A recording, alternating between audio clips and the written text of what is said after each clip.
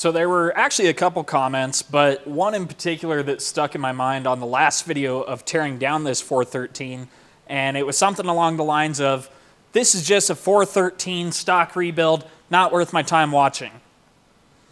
Just because this starts as a 413 doesn't mean it has to end as a 413. So just for a little recap, this is an engine for a fella on YouTube by the name of Scanner Danner. Actually his name is Paul, but goes by Scanner Danner there on YouTube. Sent this out to us. It had experienced a flat tappet lifter failure. We're actually going to be building a stroker with this engine. We've got some big plans for this thing. So today we're going to work on getting it rough bored, but I wanted to start with just a little bit of inspection here on the block. I've got one of the heads bolted on the block here because I was doing some other checks. So when we took it apart, every single spring had a shim under it, 60,000 shims basically. My assumption is that when they did the cam timing set, and they popped a shim under each spring to tighten up the springs. And let's just see what the install height was on these springs. 1.805 there is the install height. Let's just go through and test all of the springs and see where they coil bind. Okay, so that one's bottomed out. 1.3. 1.280, so a little bit safer. Yeah, that one's more like 1.310. 1.320. So we have 1.805 minus 0.494 is 1.311. That's where the spring was getting compressed to at max lift on this exhaust valve. Even if you go with one of those lighter springs, 1.280, that's still only 30 thousandths clearance to coil bind. But on some of these other ones, you're at coil bind. I'm very confident that this is what contributed to that flat tappet cam failure. Like I said in the previous video, there's a whole lot of factors that go into that, into getting a flat tappet cam to break in and last the life of the engine, but that definitely did not help. So regardless, we're not going back with a flat tappet cam. We're going to a roller cam on this guy. So we'll do the link bar lifters and probably are going to end up having to do bushings in the lifter bores. But for today's video, let's get started with just getting this thing bored out. So let's go through, do some checks, and then we'll get it up on the machine and start boring it. Let's Magnaflux it.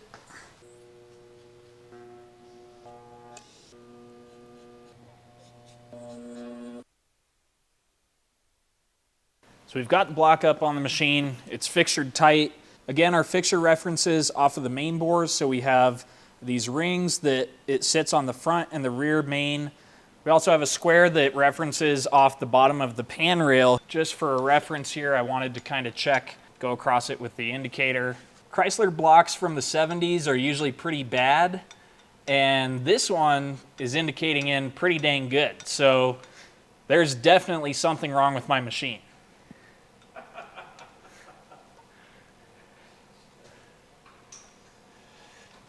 There might be a thou side to side. All pretty even. So I think our fixturing is good. So again, if you go back to the last video and you kind of start reading the comments, there's a lot of controversy on the 413 blocks, especially with having gone from 413 car motors to 413 RV/industrial motors. You read through the comments here, you get on the internet, you start reading, everybody says, oh, those things are thick, you can bore them as far as you want. Go up to 440 size, and that way you can get off-the-shelf pistons. Well, 440 size is 4320, 132 thousandths oversized. That's a lot of meat to take out of this, so before we did anything like that, wanted to go through and use the ultrasonic gauge to actually test and see what the thickness of these cylinders is. Scanner Danner basically said, I have free reign with this thing, with the one exception being he wants it to be reliable. I'm not sure we want to push it all the way to 4320. We're kind of going the custom piston route no matter what we do with changing this over to a stroker. So I did go through and check all of the bores, and there's basically one cylinder here, maybe two, that make me a little bit nervous if we were going to go up to that 4320.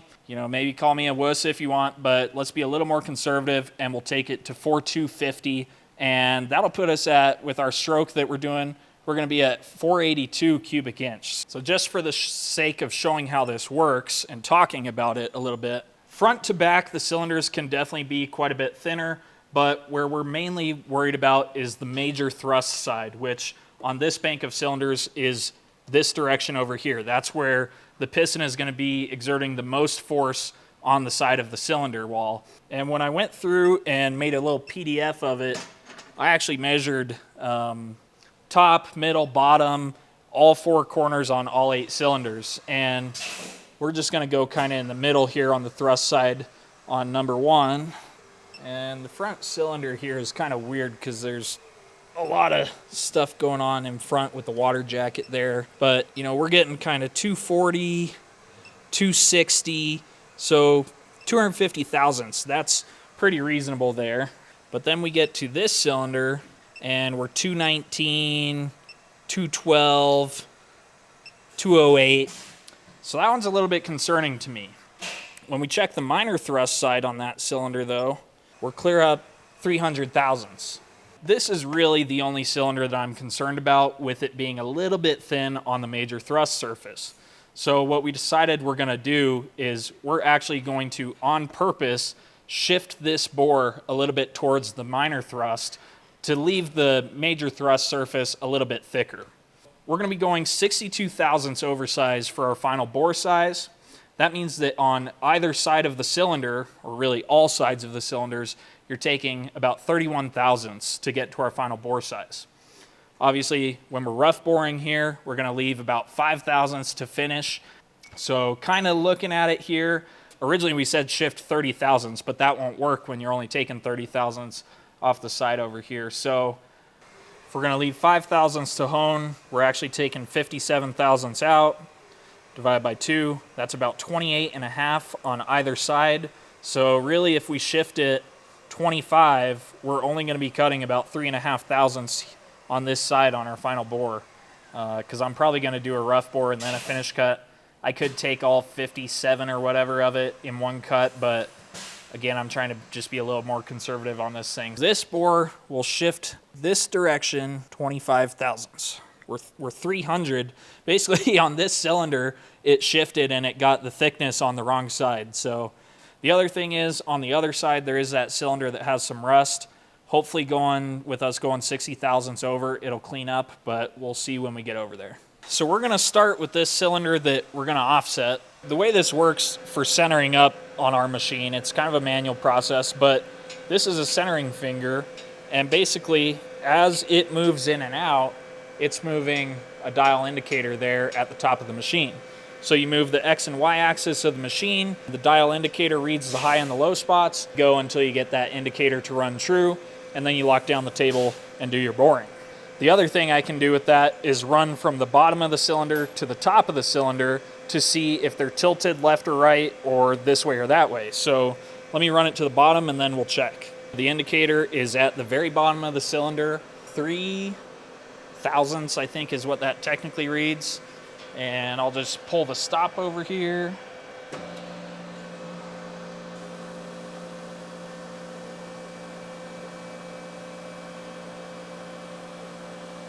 The cylinder is straight up and down. I checked front to back and it's straight as well.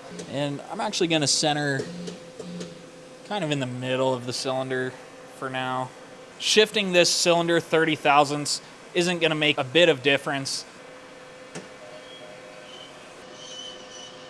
Probably can't really see, but it's spinning on the board down there.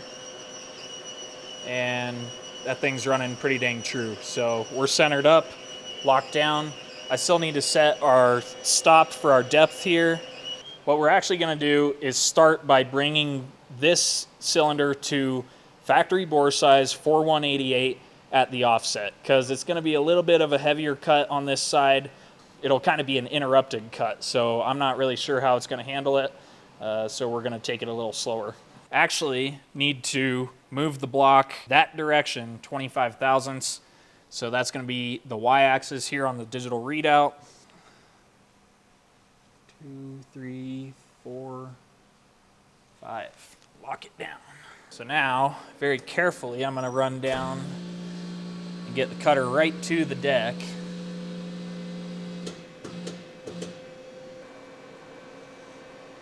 We'll call that our 0 basically.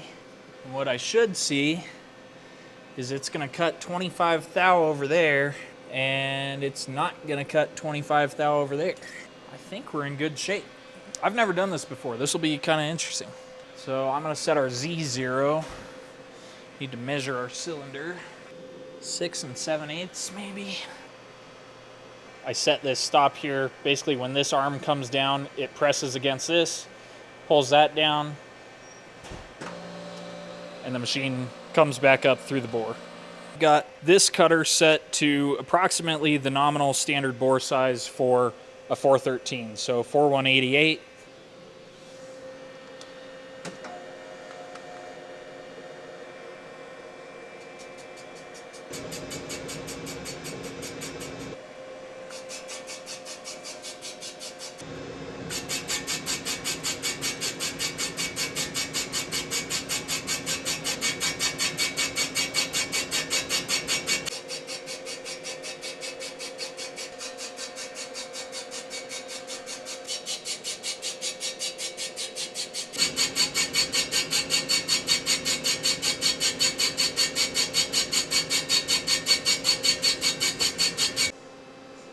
This is actually kind of awesome. Halfway around that way, it's kind of dark, but halfway around that way. That was if we had bored a 4188 hole 25 thousandths further that direction. For my actual rough cutter, we're gonna go to 4230, and then we'll probably go 4245, maybe 4243 to 4245 on the final cut.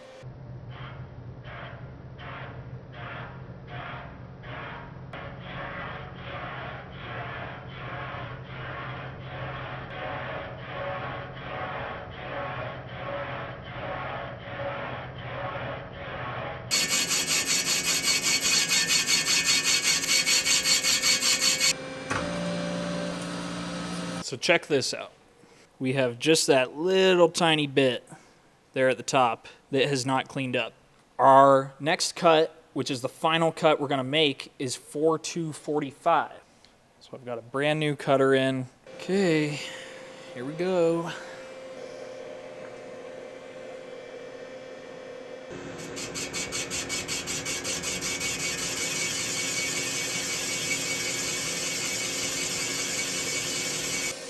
At the very top it's cleaning up, so it's just a matter of if the wear will clean up.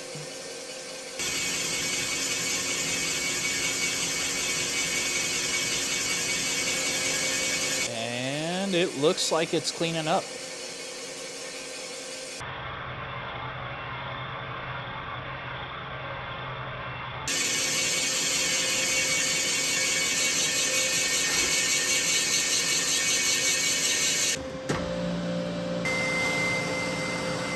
So it did clean up all the way, but my cutter did cut about 2 thou bigger than I was planning. I was planning on leaving about 5 thousandths to hone. We're at 3 thou. I'm gonna adjust the cutter back down 2 thou for the rest of the bores, but worst case scenario, if we wanna reevaluate, we haven't ordered pistons yet, that's why I'm rough boring it, so we can definitely go a little bit bigger. So I did go ahead and put a chamfer on there, minus 170 on the Z-axis, so I know the depth to go to on the rest. Well, now that we bored it, I just want to double check, and theoretically we should have taken almost nothing off of that side, and pretty much like 90 off of this side, I think. So we're 226, 212. So we're well into the 200s on the minor thrust. 209, 210, 217. Yeah, so we're well above 200 on both sides, so I'm pretty happy with that. With that in mind, let's center up on the next cylinder and just keep going here.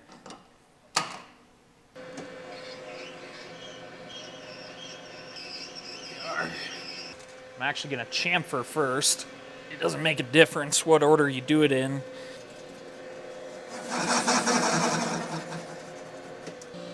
The next one I might do that second, actually, because it's such a big cut.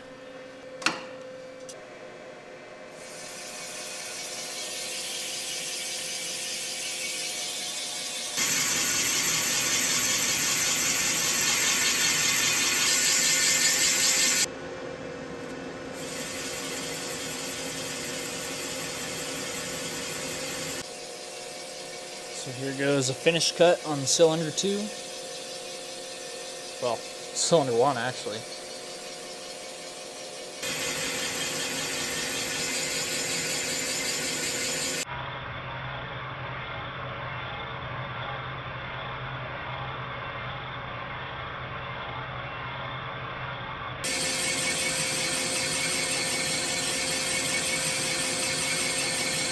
With a rough cut, a finish cut, and a chamfer cut all complete on all of the cylinders in the first bank, the next step is to change the machine over to the fly cutter so that we can surface the deck of the block.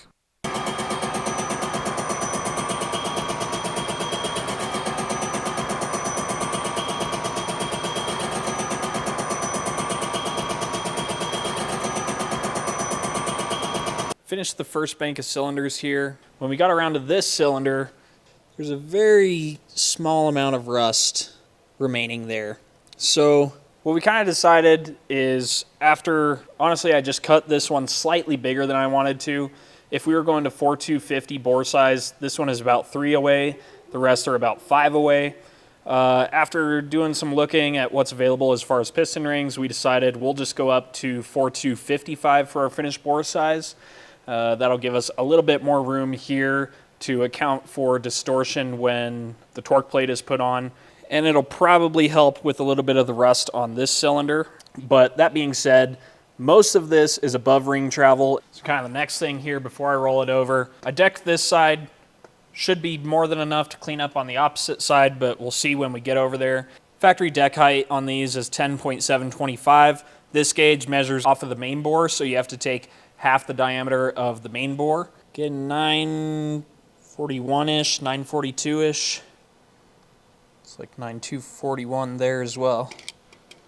On the digital readout, we're at negative 5.1850. Theoretically, we could just run this to the same exact number and we would get the same deck height, since we're just going to roll over and we're still referencing off of the same position on the block.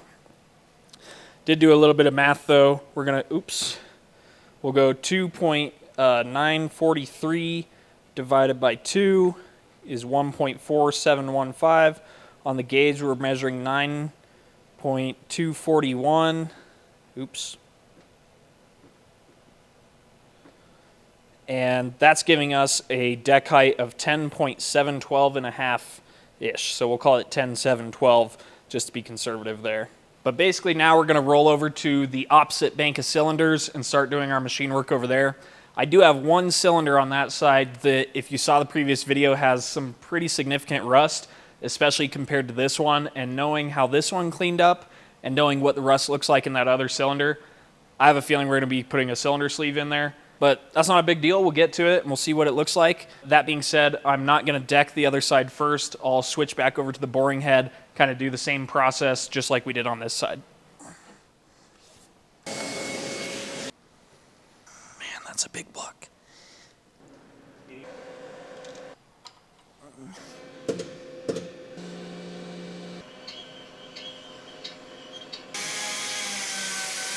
This is the only other cylinder that really has rust in it, and it's significantly worse and in the area of the ring travel on this side as opposed to the cylinder over here where 99% of it is just right there at the top.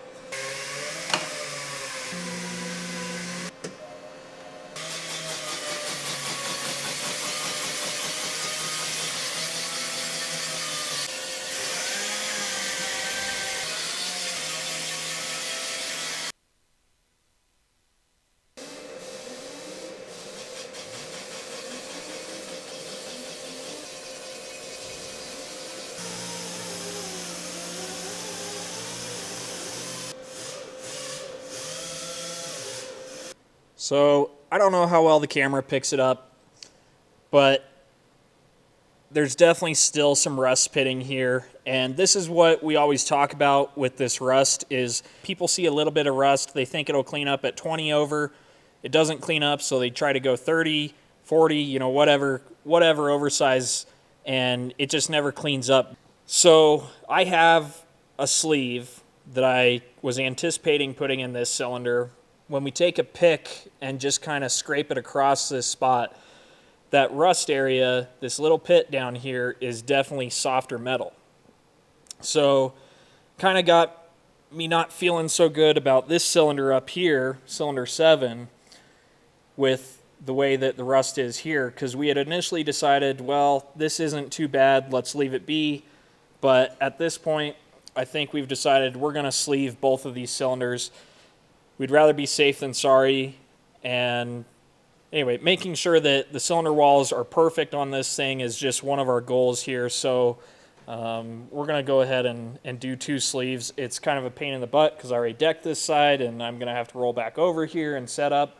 But it's just kind of the way some of this stuff goes. The more you think about it, you get different ideas. And at this point, we're going to sleeve cylinder number 2 and cylinder number 7, the 2 cylinders that had rust damage in them. Another thing to comment on deciding to go back and sleeve this cylinder, you really don't ever want to put a sleeve in next to a cylinder that you've already bored, because it is going to distort everything over here. But we've left more than enough to finish in the hone here. We're around 10 thousandths from our finished bore size. It's not ideal, but it'll be better than leaving this as it is. It's just going to make us feel better about it and feel better about what we're doing for the customer here. We're going to cut till the Z-axis reads 6 3/4 inch. The cylinder is about 6 7/8. That'll leave us a step for the sleeve to sit against, and we're going to have to do this in a couple different cuts to get out to, I think the nominal size on the sleeve is 4.4 inch. So right now we're 4.2, 45-ish, and we got to get up to that 4.4. So I'm starting with a 4.350 cut.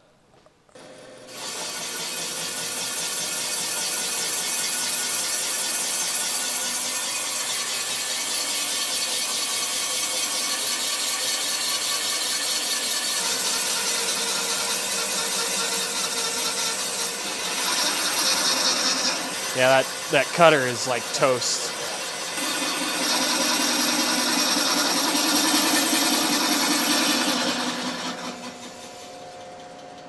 How about we get a new cutter for the next cut? That's why that's called a rough cut. Yeah. Okay, we put a new cutter in. It left a terrible finish. That cutter I was using obviously chipped, or was chipped or something. So this should be a 75 thou cut, and then we'll do a finish cut to get our press fit for the sleeve. So this should bring us to 4.25.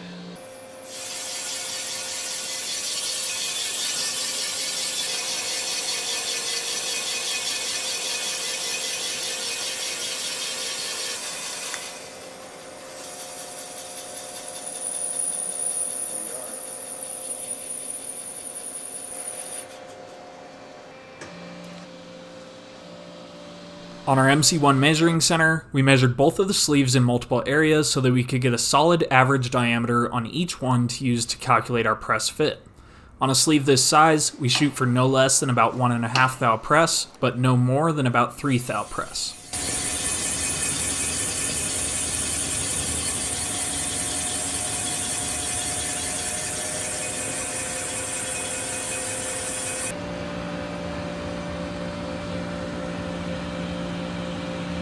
There's different schools of thought on this, but in our shop we always install sleeves with a real light band of Loctite sleeve retainer at the bottom of the bore, as well as some press fit lube on the sleeve to prevent galling on installation.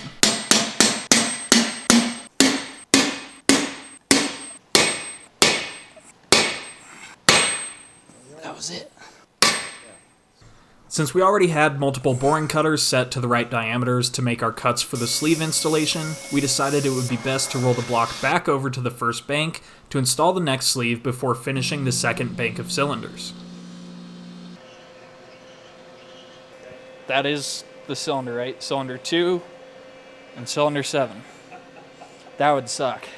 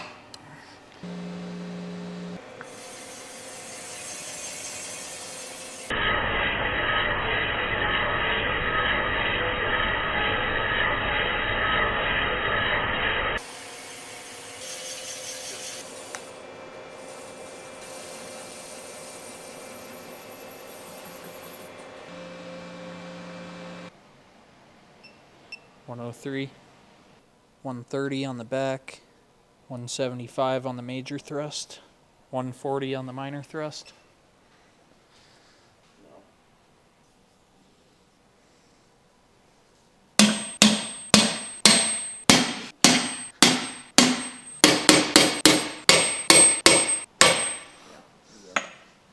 My understanding is that was Uncle so-and-so's great-grandpa so-and-so's hammer.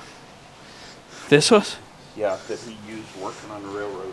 Really? Yeah, the handle has been replaced Yeah, obviously. once. But that's actually, I think it would have been my great-grandpa's hammer. My dad always told me that story every time I ever had that hammer out. He'd tell that story. Huh. Before we cut the sleeve down and bore it and deck it again, I just want to double check our fixture. I went through, double checked everything's tight. Sweeping the indicator across this way, we're really good. Really good this way as well. So I think we're safe to do our machining. So I've got just a flat counterbore cutter that we're going to come down and trim the top of this. I probably want to get within, I don't know, 5/1000ths of the deck surface there. So I need to figure out where the deck surface is. We'll just touch off. Minus 009. So now I need to center up over here. Nice. Should be able to cut to minus 0.009.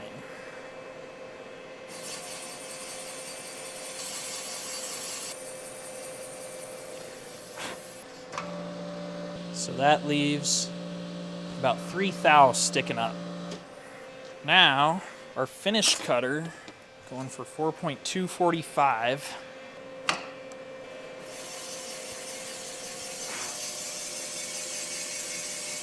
And this should take us straight to our finished bore size. Well, not our finished bore size. I mean, our finished rough bore size. Kind of seemed like it wanted to run a little faster there, so I sped it up.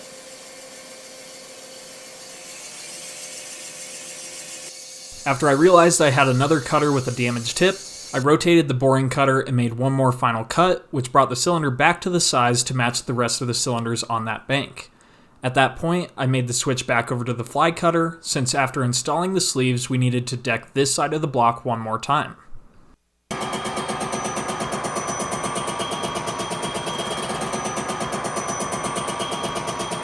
Well, we're back to where we were yesterday around this time. I'm going to take a 1/2 thou finish cut, and we'll roll over to the other side. It should be a really light cut.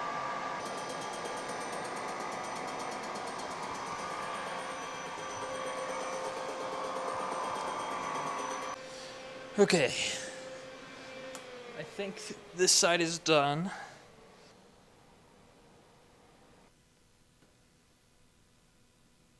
It looks very nice. Sleeve came out amazing.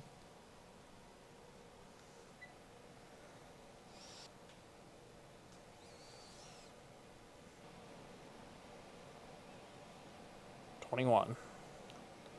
Not too bad.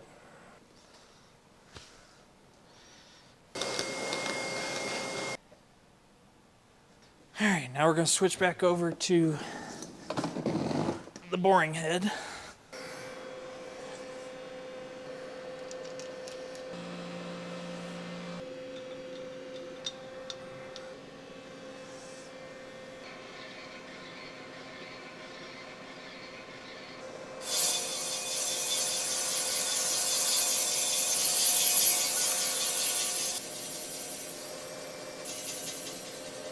Okay, it just started touching cast iron over here. 2 thou higher than where I cut on the opposite cylinder. Now our finish cutter.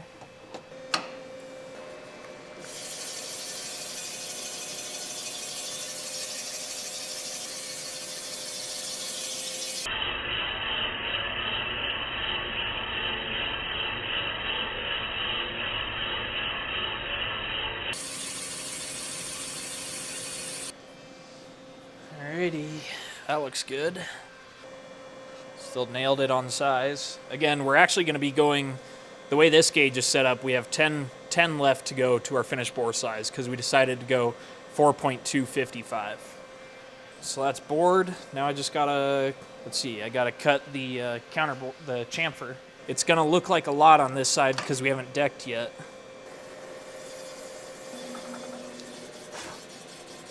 And again, it probably looks like we have a little bit of extra chamfer, but by the time you open the bores up another 10 thou, that'll get significantly smaller looking. Hopefully we can whip through these last 3 cylinders a little quick.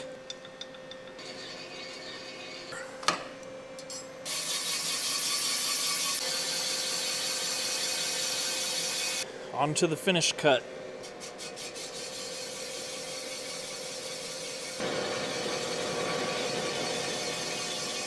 Chamfering.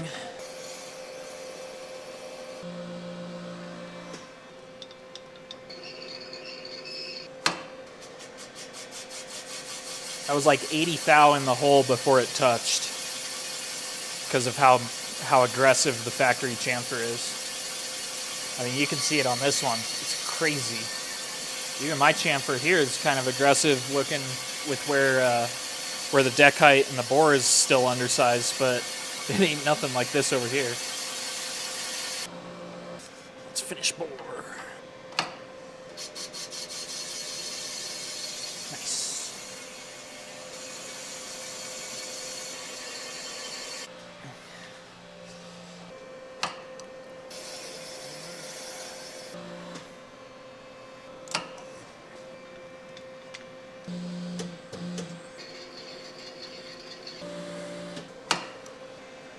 That was almost 100 thousandths down before it ever touched.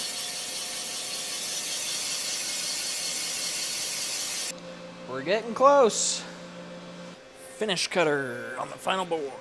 It's the final bore.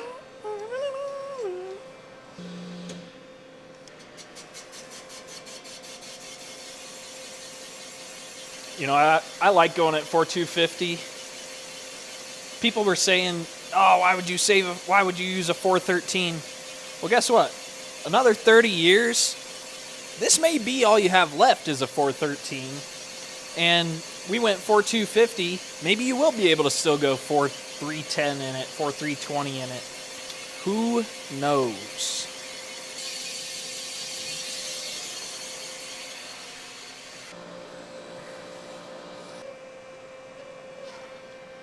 Looks good.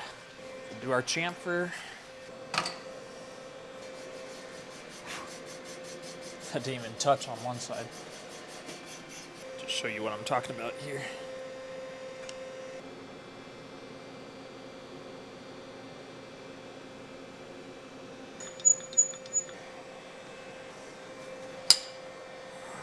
Pull the safety on the Z-axis feed before I screw up. So going off the digital readout, it's about 7 thousandths to get down to our finished size.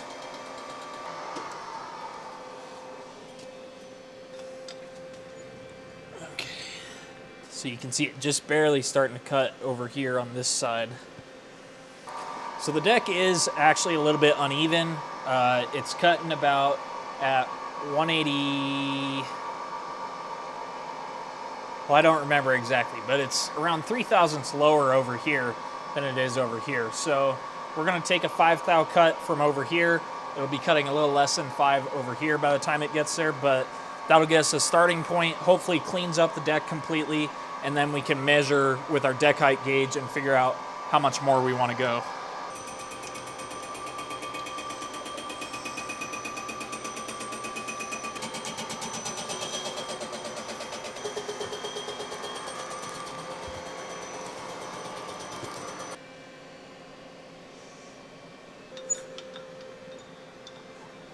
So we're going to take another cut. Definitely got to go a little bit farther to match this side.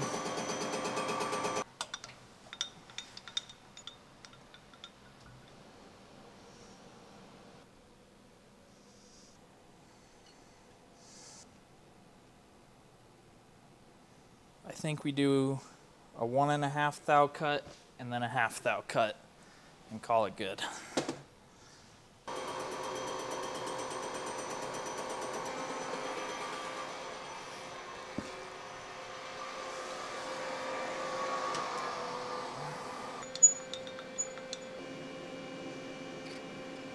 Super light 1/2 thou finish cut and call it good.